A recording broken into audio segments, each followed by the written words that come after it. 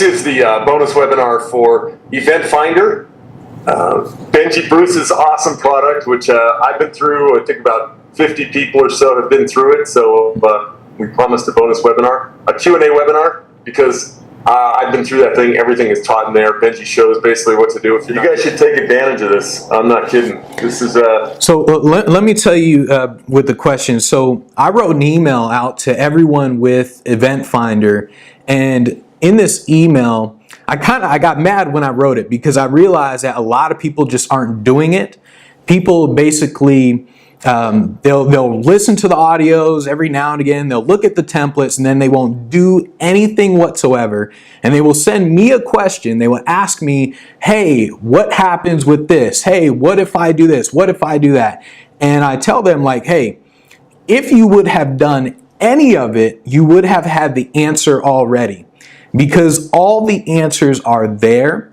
The only question is whether or not you do it. And this works. The reason why people don't do it is because what happens is it gets so boring that you start to wonder if it's actually working. And you say, like, okay, I mean, this is kind of boring, just copying and pasting, doing this prospecting stuff. And then after maybe a day, people say, like, oh, there's got to be something better. Maybe I should do Facebook Live. Maybe there's inbound marketing. Oh, there's Google AdWords. There's got to be something better. And there isn't. There absolutely is nothing better than prospecting unless you do Google AdWords. And even with Google AdWords, you need a really, really good website for it to work. So with Event Finder, I notice a lot of people just don't do the work because they want the end result. They want to get on stages and get hired for all these events. They just don't want to do any of the work. And so it's really important that you get into this mode of, just like how everyone practices with magic, just how you're practicing over and over with a trick, it's the same with prospecting. You're constantly practicing. Every day when you wake up and you start the prospecting process, you're practicing. And at first you suck at it. I mean, that's just how it works. You're inefficient, everything. And then later on, you just kind of get it to a point where it's like, bam, copy, paste, bam, bam, bam. And you get 100 events within like a couple hours. Bam, you send it all out and it just starts working. And so you just got to think of it really like practice. In the beginning, it's hard. Later on down the line, it's easy.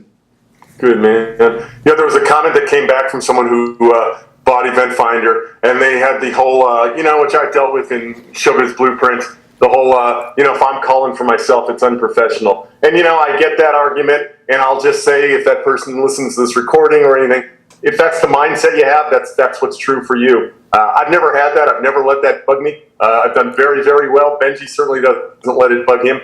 And if you want to hold on to that, that I can't be calling, I should have somebody in the system be doing it, get an assistant to be doing it. Doesn't matter. But man, get the ball rolling on this stuff. It's not a reason to stop. Yeah, and I mean, with this, there is no calling. Like, I personally don't like calling. So it's all about sending the emails. And what I would do is I would send the emails as someone else. So, and we talked about this in the Speak Pro Academy as well, because I would essentially, at first, I sent the emails as me, but sometimes people would respond by saying, hey, can I talk to Benji on the phone? Or can I talk to you on the phone?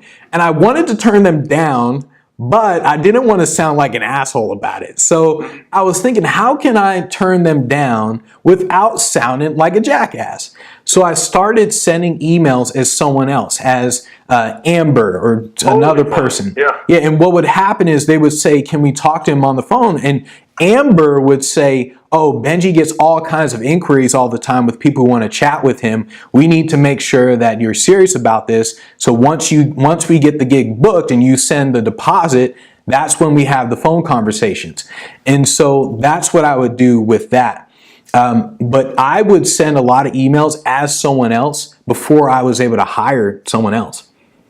Okay. Yeah. So, that's something you can certainly do. Have a virtual assistant, not even a real virtual assistant. So fine for what you want to do. Bottom line, everything in Event Finder is about taking action, about not taking it personally. It goes back to the 4 agreements, doing the best you can, not taking it personally, sticking to your word, doing what you're going to say. And, that's what it's about. Good. Hey, somebody wrote, let's see, this from Portland, Oregon, from just Kay, I'm not sure. new to corporate shows, so not looking for the big corporate things right now. I'm looking for the cheaper, smaller company events. Any tips specific to those with Event Finder? So wait, why are you looking for the smaller events?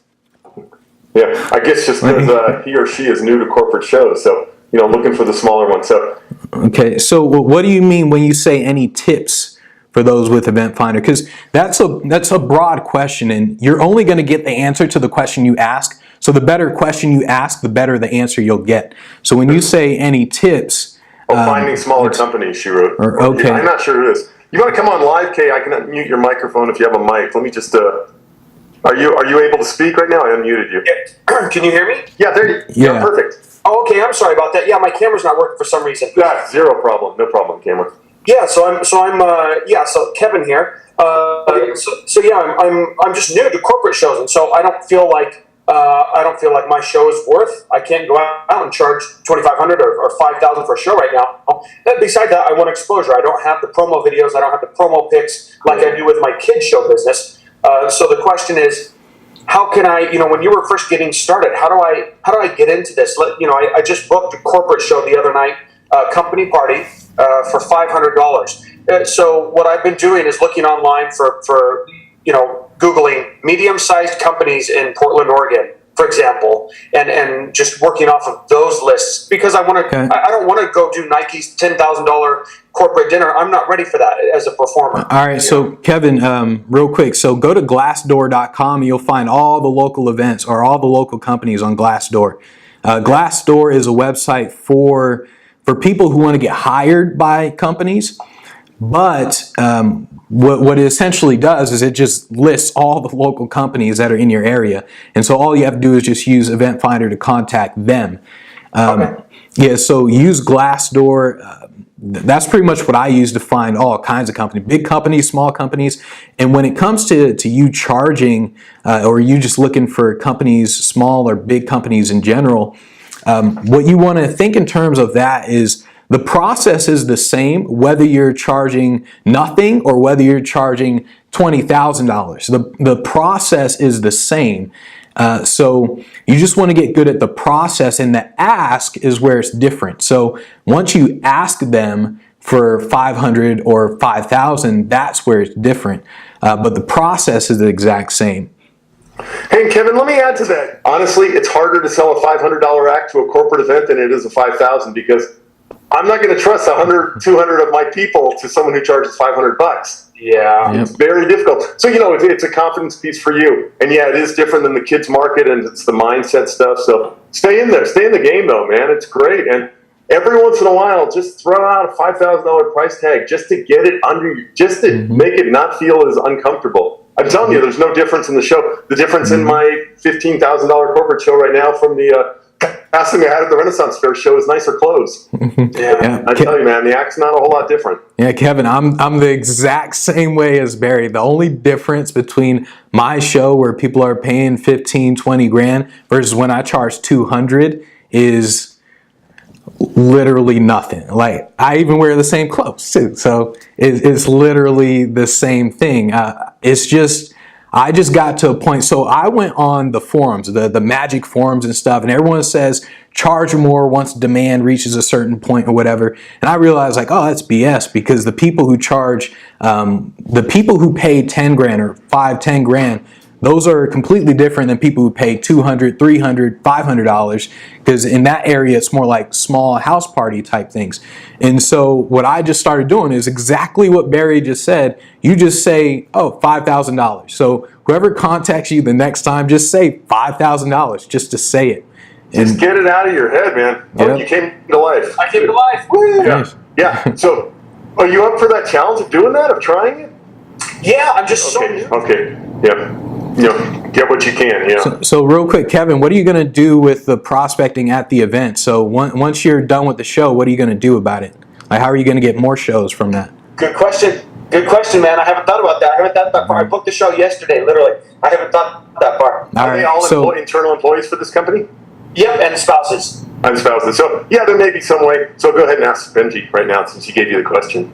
All right, yeah. So I was essentially going to say that you should be collecting cards whenever you possibly can, even though it's all employees, and then you just want to put them through the prospecting system with the event finder, where you're putting them into the CRM, and you're constantly when you're at the event, you're going to talk with them about who they know who could hire you. So as you're recording testimonials, you're getting your testimonial. They're like, oh, he's the greatest in the world. And then as soon as they're done with their whole thing, you're still recording it, but you say like, oh, so do you have like any events, or do you know of anyone who would bring me in? And then you start talking with them like that. And then you ask for their contact information.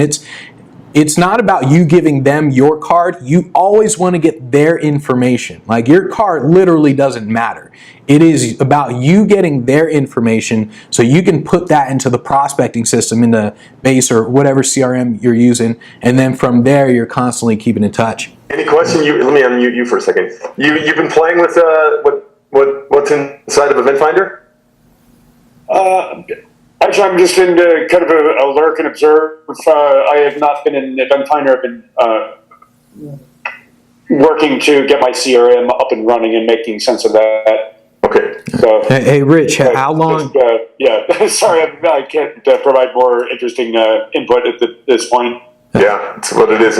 We said we'd show up to help people who have been trying it. So maybe you'll gain something though. There's a couple more questions I have from email. So yeah. Hey, real quick, Rich, how long have you been setting up the CRM? Like, how long have you been playing around with it? Really, just the last few days. I went with Mago, which is in beta right now. Oh, good. And yeah, there's been a little bumpiness just getting up and running because I'm new to the CRM world. It's kind of I got nudged more in that direction from your last webinar, so thank you for that. I'm seeing its value very much so. But as far as digging into the stuff that the two of you have been presenting, I feel like I have to get the CRM, get the bones set up so that I can start adding flesh to it. And so I'm trying that process right now. So the reason I ask is because, so just talking on this and talking with all the other people that I've talked to about just marketing themselves, getting on stages, I see a common theme. And the common theme is people wait too long to do something. And what happens is, whenever I ask someone, why haven't you done this? It's always excuses. No matter what it is, and I always think you either make money or you make excuses. And I believe that nowadays in business, a lot of people get offended so easily that what happens is people who give someone advice don't give that person advice because they're afraid that they're going to offend them. And they're afraid that people who listen are going to say like, oh, he's an asshole, or oh, I don't like him, or whatever. What you need to do, and what everyone listening to this needs to do, is you need to go faster. So it shouldn't have taken you this long to get to the CRM. Everyone on here, it's been 30 days. It shouldn't have taken anyone this long to get to the CRM, to listen to it, and to go through it and to actually get a gig. I mean, everyone on here should have gotten a gig by now if you just would have done it. What I see is people are constantly saying, I don't know the technology. I don't know this. I can't do that. Oh, I don't, whatever it is. And the excuse, it's always an excuse. Even if it's real, a legit excuse, it is still an excuse. And the reason why you don't make money doing this, and you just don't make money building the business, because I got an email from two moms, and it was almost like I set this up myself. I mean, it was like one email one day, the next day it was another email from another mom. So the first mom sent the email and said like, hey Benji, I'd love to invest in your program, but I have two kids and I just can't. I just don't know what it's gonna be like. I just can't, I got two kids. The next day I get an email and the other mom says, Benji, I would love to invest in your program. I have three kids, and that's why I have to make this work. That's why I'm going to invest. And it was the same thing. One mom said, I have two kids, that's why I can't. The other mom said, I have three kids, that's why I have to, that's why I can't. And what I see constantly are people who keep saying, I'm going to listen to this again, and I'm going to work through the CRM, and I'm going to test this and test that out. And that is why they do not have the gigs lined up. That is why Benji, nothing let me ask happens. something. Do you think, I mean, is that kind of an operating system that we each have inside of us? I mean, you're very driven in that way. And, you know, everyone's not. So it's, well, no, all right. So get past ourselves. all right, so it is an operating system amongst the people who make things happen, and I mean that's essentially what has to happen in order for you to make things happen. And what I tell people is you got to operate from a delusional standpoint. So there's two perspectives. You got to be delusional and extremely practical. So delusional in terms of what you want to accomplish, practical in terms of how you're going to accomplish it. And what I've done is I've created. So I haven't told too many people this, but I've created this persona in my head. I call him Billionaire Bruce. Billionaire Bruce is like a billionaire. And billionaires, if you look at them, they're extremely focused, they're extremely driven, they don't have time for nonsense, they're not interested in talking about weather, none of that stuff. So Billionaire Bruce wakes up and he's like, I got to get to work. I'm going to shut all my phone off. I'm going to shut the computer off. The only thing I'm going to do is just this one thing that I need to get done. And Billionaire Bruce focuses on that one thing to get done. And whenever someone calls to, well, I'll tell you, nobody calls me just to chat. Everyone who knows me knows I don't talk just to talk.